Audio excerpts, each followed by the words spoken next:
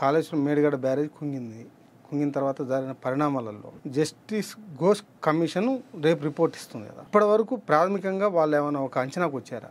Commission ఏమైనా అంచనాకు వచ్చినట్టు మీకు ఏమైనా ఉందా ఐడియా? పినాకిని చంద్రఘోష్ సుప్రీంకోర్టు మాజీ న్యాయమూర్తి ఎవరైతే ఉన్నారో కాళేశ్వరం అవినీతికి పైన విచారణ చేయడం కొరకు ఆ కమిషన్ నియమించారు. ఆ కమిషన్ చాలా సుదీర్ఘమైనటువంటి విచారణ చేసింది. ఆ కమిషన్కి మేము కూడా ఒక రిపోర్ట్ ఇచ్చాము.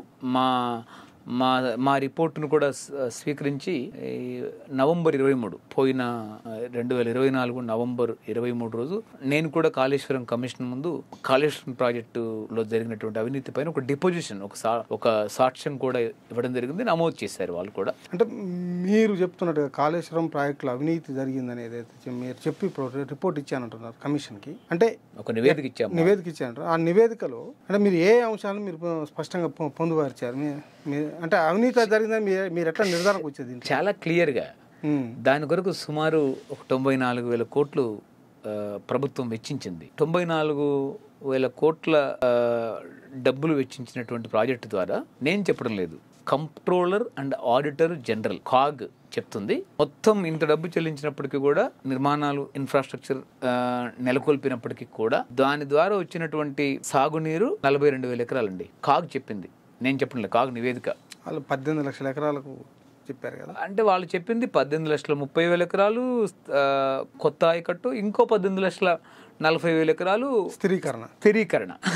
అసలు 36 లక్షల పైచిలకు ఎకరాలు వాళ్ళు చెప్పింది. అసలు 36 లక్షలు కాదు, 1 లక్ష కూడా ఇవ్వలే కదా మీరు.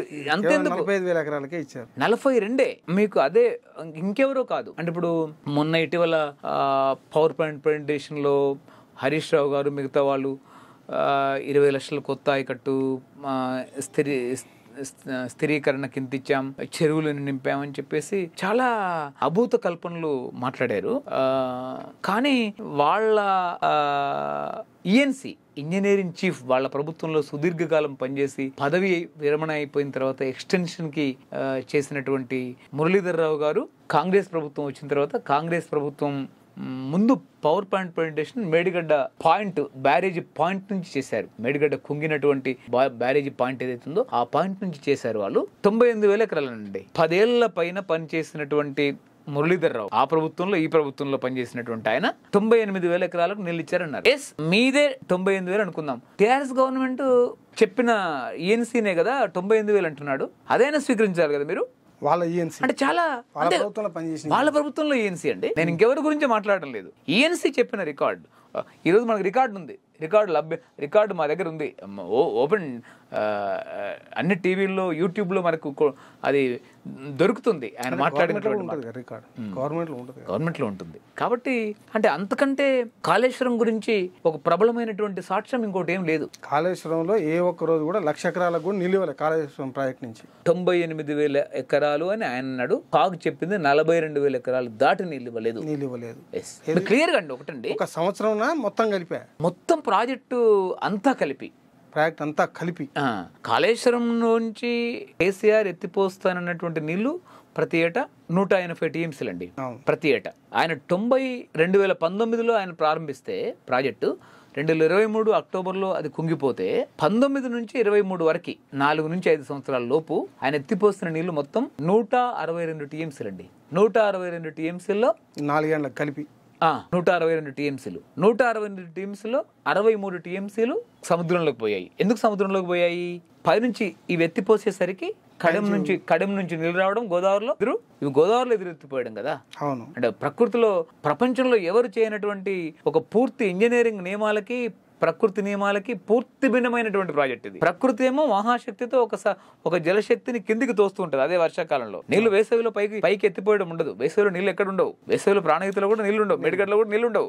కాబట్టి వర్షాకాలం ఉన్నప్పుడు మాత్రం నీళ్ళు ఎత్తిపోస్తారు. అదే వర్షాకాలంలో పైనుంచి ఎగువ నుంచి కడెం నీళ్ళు వస్తాయి, శ్రీరామ్ సాగర్ నీళ్ళు వస్తాయి. ఆ నీళ్లు ఎదురు ఎత్తిపోసినటువంటి నీళ్ళని ఎదురు తన్నేస్తాయి. అంటే కరెంటు ఖర్చు పెట్టి 1,000 కోట్ల రూపాయలు కరెంటు బిల్లు పెట్టి నీళ్ళు ఎత్తిపోస్తాం, పైనుంచి వరదలని మళ్ళీ అయ్యే నీళ్ళు కిందకి వదిలేస్తాం.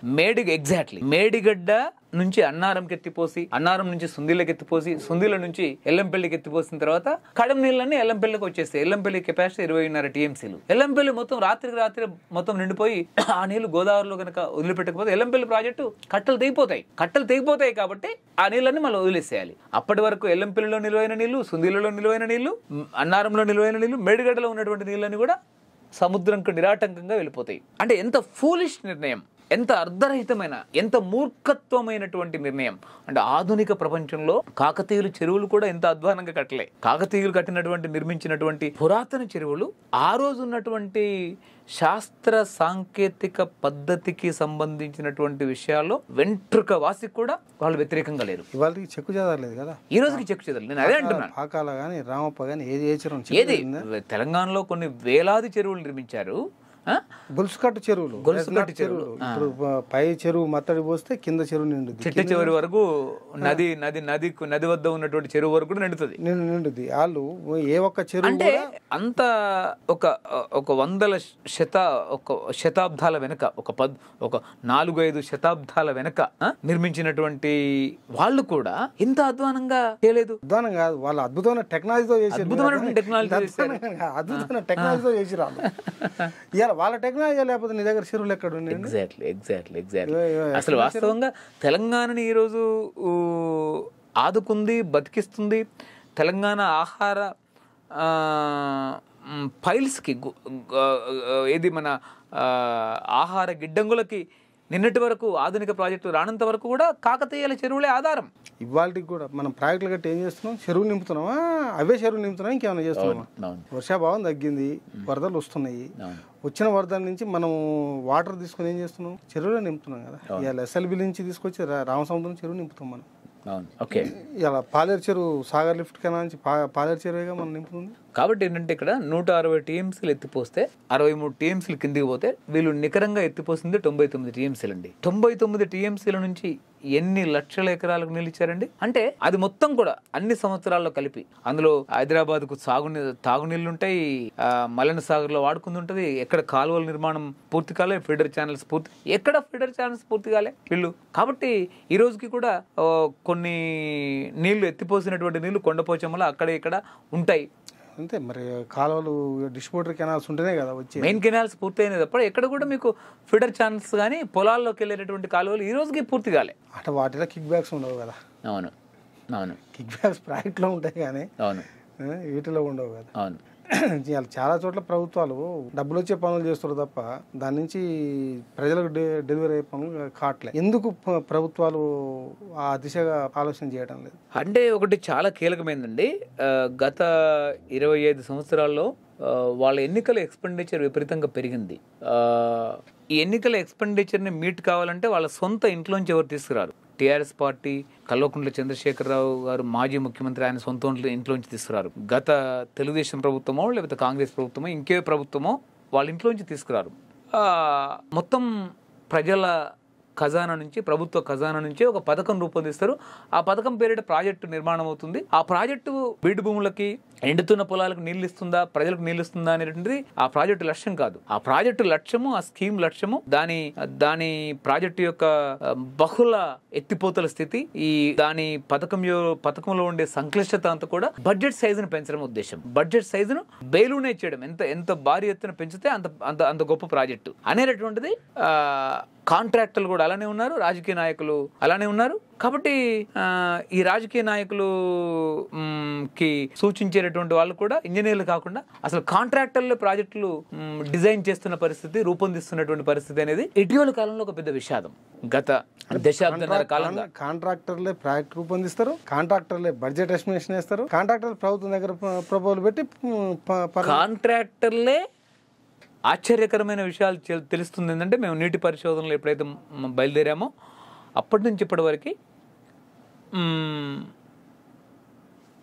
ఈ కాంట్రాక్టర్లు ఎవరైనా లెజిస్లేచర్స్ అంటే ఎవరైనా ఎన్నిక కాబట్టి ప్రజాప్రతినిధులు దాన్ని అంగీకరించకపోతే వాళ్ళను ప్రతిపక్షమైనా ఇంకే పక్షమైనా ఒప్పించేటటువంటి బాధ్యత కూడా వాళ్ళే తీసుకుంటున్నారనేది ఇటీవల వస్తున్న వార్తలు. ఇదొక చాలా బాధాకరమైనటువంటి పరిణామం. అది తెలంగాణలో అయినా, ఆంధ్రప్రదేశ్ అయినా, లేకపోతే మిగతా ఎక్కడైనప్పటికీ కూడా రాష్ట్రంలో, దేశంలో ఇంకెక్కడైనా, కాశ్మీర్ అయినా, ముంబై, మహారాష్ట్ర అయినా, ఆదిత్యనాథ్ ఉత్తరప్రదేశ్ అయినా కూడా వీళ్ళే ఉంటున్నారు. ఇదే కాంట్రాక్టర్ సర్వవ్యాప్తంగా ఉంటున్నారు. పార్టీలు మారుతున్నాయి తప్ప కాంట్రాక్ట్ మారట్లేదు. కాంట్రాక్ట్ మారట్లేదు. అది సరే, కాంట్రాక్టర్ సపరేట్ చర్చ చేద్దాం సార్. దీంట్లో అంటే ఇప్పటివరకు వచ్చినటువంటి ఎన్డిఎస్ఏ రిపోర్ట్లో ఏమేమి చర్యలు తీసుకోవాలని చెప్పింది ఒకసారి. ఎన్డిఎస్ఏ రిపోర్ట్లో మొదటి ప్రాథమిక నివేదికలో వాళ్ళు ఏం చెప్పారంటే, కింద అడుగు భాగంలో ఉండేటటువంటి భూగర్భానికి సంబంధించినటువంటి పరీక్షలు చేయలేదు. భూగర్భంలో మట్టి విశ్లేషణ, ఇసుక విశ్లేషణ ఒక డైమండ్ డ్రిల్లింగ్ తో చాలా లోతుగా చేసి, ఏ భాగంలో ఈ ఎత్తులో మట్టి ఉందా, ఇసుక ఉందా, ఈ ఎత్తులో ఫ్రాక్చర్ బండరాయి అంటే బలహీనమైనటువంటి రాళ్ళ లాంటివి బండరాళ్ళు ఏమైనా ఉన్నాయా, లేకపోతే ఎలాంటి నమూనాలు ఉన్నాయని చేయాలి. అది అస్సలు కేసీఆర్ పట్టించుకోలేదు. 24 నెలలో అంటే 2 సంవత్సరాలలో పూర్తి చేయాలి, మేడిగడ్డ అన్నారు పూర్తి చేయాలి అనేటటువంటి లక్ష్యమే పనిచేసింది తప్ప వేగంగా పూర్తి చేయడం ఎందుకు, వేగంగా దోచుకోవడం అనేది ఆయన లక్ష్యం.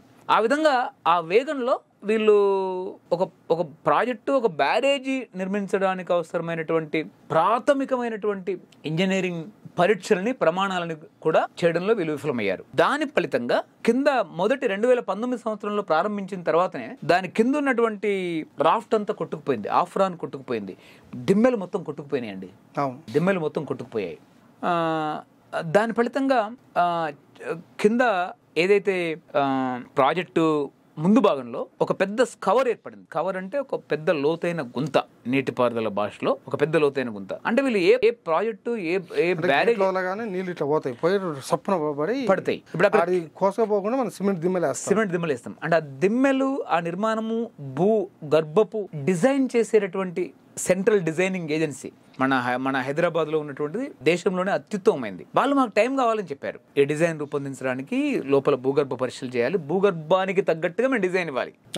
భూగర్భానికి తగ్గట్టు డిజైన్ ఇవ్వాలి. భూగర్భం చాలా బలహీనంగా ఉంది, భూగర్భం చాలా ప్రమాదంగా ఉంది, భూగర్భంలో అసలు శాండ్ బెడ్డే ఉంది, అసలు అక్కడ మామూలు పునాదితో ఒక ప్రత్యేకమైనటువంటి బ్యారేజ్ కానీ, ఒక ప్రాజెక్టు స్వరూపం కానీ అక్కడ నిలవదు, ఒక నిర్మాణ స్వరూపం అనుకున్నప్పుడు దానికి డిజైన్ మార్చాల్సి ఉంటుంది. దానికి మేము భూగర్భ పరీక్షలు చేసిన తర్వాత మాత్రమే మేము డిజైన్ ఇస్తామని చెప్తే వాళ్ళు కేసీఆర్ ప్రభుత్వం అంత ఆలస్యంగా మాకు డిజైన్ ఇస్తే మాకు కాదు, వేగంగా మాకు డిజైన్ ఇవ్వాలని చెప్పేసి వాళ్ళ మెడపైన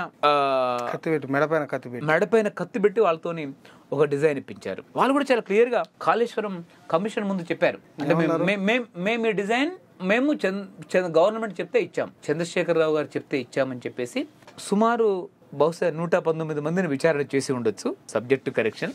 ఈ మొత్తంలో ఎక్కువ మంది ఇంజనీర్లు, మాదేం లేదు, ఆనాటి నీటిపారుదల శాఖ మంత్రి, ఆనాటి ముఖ్యమంత్రి చెప్తే మేము నిర్మించాం, మేము సంతకాలు పెట్టాం, మేము స్టాంపులు వేసాం తప్ప మాది కాదు, మాదేం ఫాల్ట్ లేదని చెప్పేసి వాళ్ళు చాలా క్లియర్గా చెప్పారు.